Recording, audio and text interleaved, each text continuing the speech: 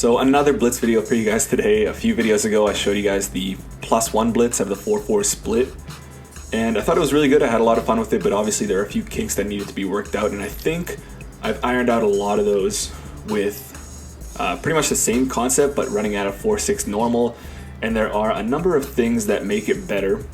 First of all is the personnel. So you can get into 4-6 normal, you can put in the speed package. So rather than having 4 linebackers and 3 defensive backs in the 4-4 split version, here you're effectively in a dime personnel where you have, first of all, you have an extra safety, whereas in the 4-4 split you didn't, and then you sub in 2 defensive backs, your nickel and your dime, instead of your outside linebackers. So personnel speaking, you're much faster. So you can put in safeties or cornerbacks there, and then you could put in at the one linebacker spot, you could put in like your Shazier or whatever. So that's pretty much like a defensive back anyway. So you have a lot of speed there. You can get to the quarterback really quick. And then what's good about that, especially if you're playing salary cap like me, is that you can use the same personnel grouping if you want to go into big nickel or the nickel double A gap. And defensive playbook like Cincinnati Bengals will have this. Now, so first of all, of course, the personnel is much better, but 4-6 normal being an over front like 4-3 normal or big nickel over G, you guessed it, we can also do the pseudo stunt looping defensive tackle in with that as well. So I'll show you right now just kind of the inside blitz here. And we're going to come out in just I think out of New England, this is the best way to show it, where we have a running back and a tight end. We'll go single back trips. And if you haven't seen that video already, the main idea is that if you're blitzing 6 and then you have man coverage on the running back and the tight end here from your outside linebackers or your safeties in this formation, they're going to green dog blitz and they're going to add another number to your blitz. So no matter how many blockers your opponent has, you're always going to have one extra coming in. So if we go just like this, there's just absolutely no way that they can pick that up other than the fact that, players can't be tackled in this game anymore. But anyway, I digress on that. And then I could even show you, if we go max protect here, everyone's going to kind of come in. This one took a little bit longer, but again, it's just a numbers game. There's no amount of slide protecting or IDing the mic or anything like that that's going to possibly be able to pick that up. Now, what I left you with in the last video was that, okay, the blitz is for sure going to come in. You just need to hold up long enough in coverage. You're probably going to be man-to-man coverage in the slot or what have you. And though that, works to an extent, the better players will find ways around that. So what's also great about this and what I was talking about with the looping blitz, so if you slant your defensive line out, now you'll have the 3 technique looping around the defensive end on his side, and then you're effectively getting another number there where that defensive tackle can't really be blocked. So what this actually allows us to do in most cases, first of all, I might just leave it anyway, run it as I normally would, where I have my 2 inside linebackers, or in this case, the inside linebacker and the whatever you would call it, the dime backer coming in also. And then depending on if the running back and the tight end are blocking, these 2 guys will come in as well. Plus, you'll have the defensive tackle looping around the end, or this end will get a good speed rush animation. So you got all these things going for you, but now, although it is a little bit less likely, you can actually take one of these inside linebackers, like this guy, and you can user him. So now you don't have any responsibilities in terms of man coverage. So you have man here, man over here, and then man over here, and then you can just pick up where anyone gets beat kind of over the middle for any of the quick reads, because the blitz will likely come in. Now, with one less blitzer, it's a little less likely to come in, but what I've found is that it's quite likely. And then actually stay tuned definitely for the end of the video. I got like 6 minutes of actual gameplay footage for you guys. I know a lot of you guys have been looking for that, but I took the time last night, played like 4 or 5 games, and I got a lot of footage of how good this can be. Not the most amazing thing, but it's good and it's actually a lot of fun. So yeah, if we run this like this, just against 6 blockers, I'll show you just kind of how it can come in, just like that. Because what's happening is that usually if your opponent blocks a running back, they'll pick up that looping defensive tackle or that speed rush there. But now he's preoccupied with a blitzer here plus a +1 blitzer. So there's pretty much no way that they can kind of come through. We can also show it against max protect here. So they're blocking 7 and we're sending 7. I mean, we're sending 5, but then you get 2 green dog blitzers here, and then you're locked on man-to-man coverage, and then you have this whole thing. Now the loop there got kind of held up a little bit, but that's the trade-off that you're going to expect. I mean, it won't always be a trade-off. Sometimes he'll come in really cleanly, but if you want to have that +1 in coverage, that's going to be it for you. So what's great about this ability now is that we can work that looping blitz in with zone coverage. So we don't have to play man coverage, the +1 blitz every single time. We can be, a little bit more conservative, but still get some sort of decent pressure in off of that. So just like that. So that's going to be a lot less likely, but you're going to be a little bit more solid on the backhand with coverage. Now, one thing to note about that is for whatever reason, the front changes when you call cover 3. So I don't know really what this is. A few of the plays in this in this formation, the front changes. So all you can do is really just call cover 2 invert, or even cover 1 hold doesn't work. Cover 2 invert, but one of the fire zone blitzes that I'm going to get into later will be your cover 3 essentially, because it does have the proper over front as shown here. Okay, so that loop is going to allow us to get a lot better pressure, allow us to be safer where we can, take one of these blitzers out and use him ourselves, or slip into a zone coverage as well. And you'll see all these things in the gameplay that I show later, where I'm kind of hopping in between the man version and the zone version, and it's doing really good for me. One downside is that sometimes it's a little bit inconsistent. Like if I run it here, the green dog will activate no problem. In this case, if you see that, so one of the players didn't activate. He kind of slipped into a spy coverage, and that'll happen sometimes. So that's the one downside of this, whereas the 4-4 split was really, really consistent. So either you can leave that, and then if your opponent has Michael Vick or something like that, he can be spying him down and running down after him, or all you have to do is just kind of keep an eye on that, and if you see him slip into the spy coverage rather than the green dog, you can just click down on the right stick, R3 or RS, and he'll go after the quarterback as well. So keep an eye on that. Otherwise, the other really important thing that I want to say here is that, so obviously, I had some comments, and then also running this online, you do see slants here, and those can, wreak havoc against off-man coverage. But if we bring back our old friend, the baseline press reman, so I baseline press reman on Julio Jones. Now, watch what happens when I run the slant. He gets totally mugged. And, he makes an amazing catch there, but usually he's going to be mugged where the quarterback has no time to throw it to him. The +1 blitz is going to come in and get sacked.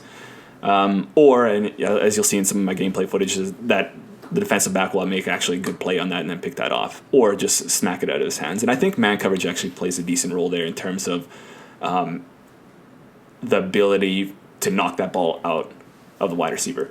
Also, what you might expect if you run press, sorry, I'm on the wrong controller here. If you run press man and you run a streak, that'll usually just totally torch the guy.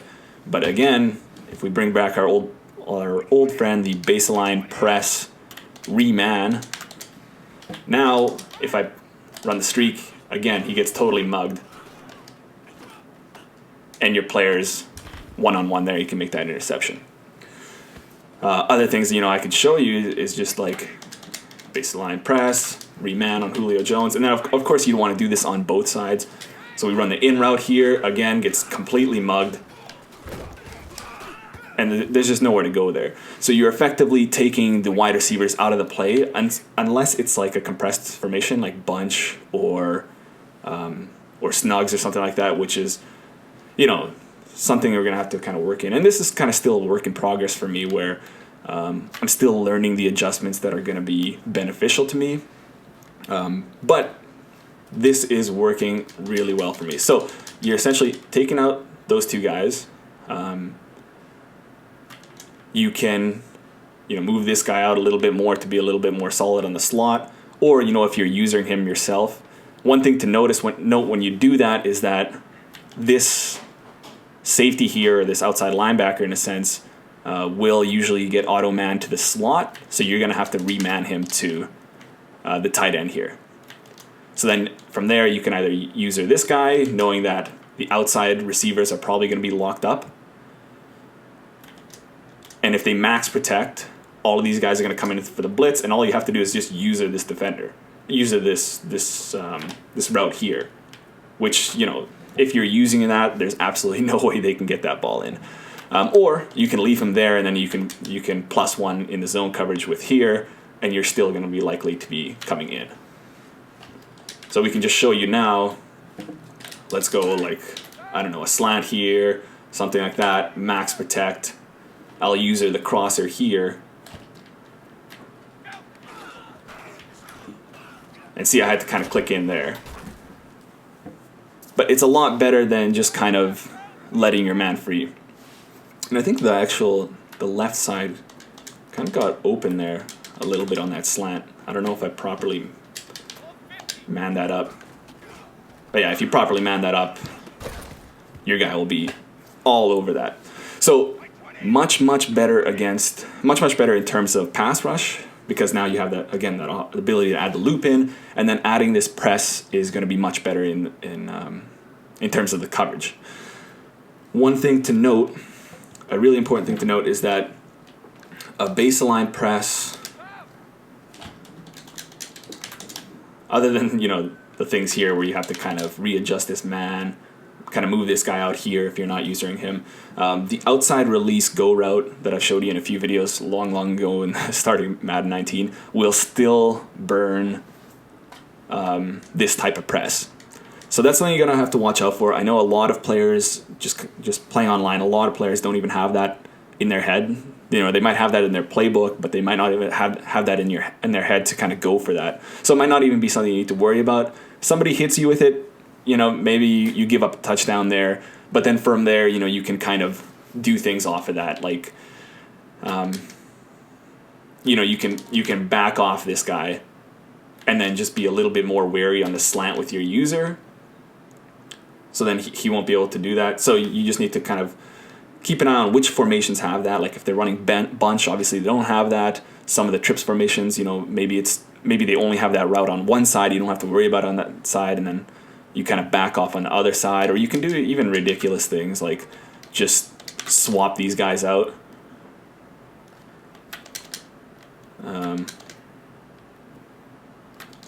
Which, you know, you'd probably have to move this guy out. I'm sure there's a way that we can get it so that he mugs the outside release go route and all the other routes at the same time, but I haven't found it yet. If I do, you guys will be sure that you know, I'll let you guys know about that.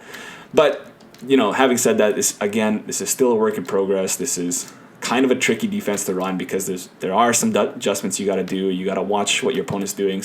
Keep monitoring that everybody's kind of manned up and everybody's manned up in the right way. But I'm having a lot of fun with it. I think it's, at this point in the game, you know, we're not really trying to, I mean, I'm not trying to win every single game. I'm just having a lot of fun with it. I'm getting a ton of sacks and a ton of turnovers just because of this. And yeah, I think it's worth it. So that's kind of all I want to say, other than the fact that, and I'll probably just audible into it. And one last thing I wanted to say there, cover to invert. Yeah, let's just go ahead and call cover to invert here, and let's go against, say, trips tight end. Just a few things I wanted to talk about in terms of disguise. First of all, back to the inside blitz.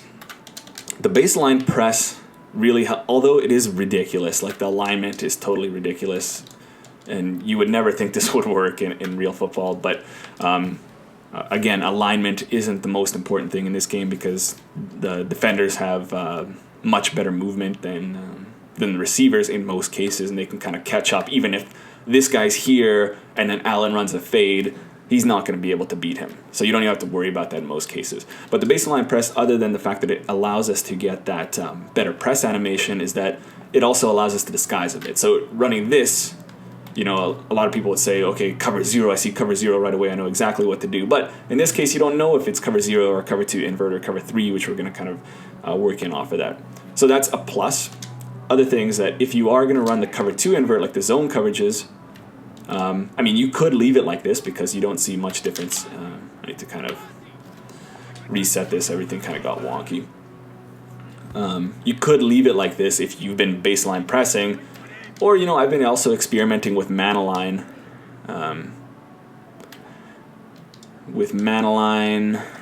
Is it cover 3? Where it kind of looks a little bit more, yeah, something like that. Where it kind of looks a little bit more like the man coverage. I mean, our zones kind of get crazy here. Let's see, I would probably put this guy on a hard flat here. Maybe put one of these guys on a mid-read to take the crossing route. I do the slant to get the loop. So there are elements of disguise you can do. So like, especially in these totally offset overload formations, just man aligning will, first of all, help you in the run game, but also help you in your disguise game. So that's something to kind of note there. Of course, I'll always press my zone coverage, and when I'm pressing my zone coverage, I'd even just protect the sticks. Usually I'm kind of against protect the sticks, but in this case, I want to press because I don't want to give it away that I'm in zone coverage. And if I'm pressing cover 3, I'm not so sure about cover 2 invert, but if I'm pressing it, they can usually bomb that with just streaking. And if you protect the sticks, that guy will play that much better. That's something to note. The last thing I wanted to go over before I kind of give you guys the gameplay stuff is this Fire Zone 3, which is actually pretty nice, that I'm running actually more than the cover 2 invert. So let me just go on something like bunch here and say bunch trail. So what I like about the Fire Zone Blitz is, again, you have that over front, the proper over front, so you can get that loop over here, and then you get this extra blitzer over here. So even if your opponent blocks the running back, you do have a pretty good overload over here. And then if you're using, say, the other linebacker here, you can put yourself on a blitz. You don't have to hover right in the gap here. You can kind of just stay static for a little bit, just to hold the guard in the center a little bit. And then on the right here, you just have too much for the right side and the halfback to deal with. So I like that a lot. Other things I've been experimenting with just the zone coverage here is that I'll do the baseline press and I'll reman the solo side wide receiver. So I'll essentially take him completely out of the play because I know he doesn't have an outside release go route to beat that corner there. And I know that slants, drags, ins, outs, streaks, anything like that will be totally mugged by that defender there. And then what you can do is you can take this seam flat and reman him on the running back. So if the running back goes out, he'll take the running back, even on a wheel route or table route or whatever. But if you see that running back staying into block, you can click him in and add another +1 there. Now I was kind of stupid on the usering part, but you would kind of just user whoever's coming in with the 3-rec here, or even this your free safety here. Okay, so I like that a lot. You guys, I think, at this point in the game, we should try doing some different things. I see no reason, if you're not competing, I see no reason than running. I still see it all the time, trips, tight end, bunch, and stuff like that. Try some different things out. You don't have to try this, but I think it's really fun. I'm having a lot of fun with it. Okay, let me know how it goes in the comments below. Hope you guys enjoy the gameplay, and we'll see you guys in the next one.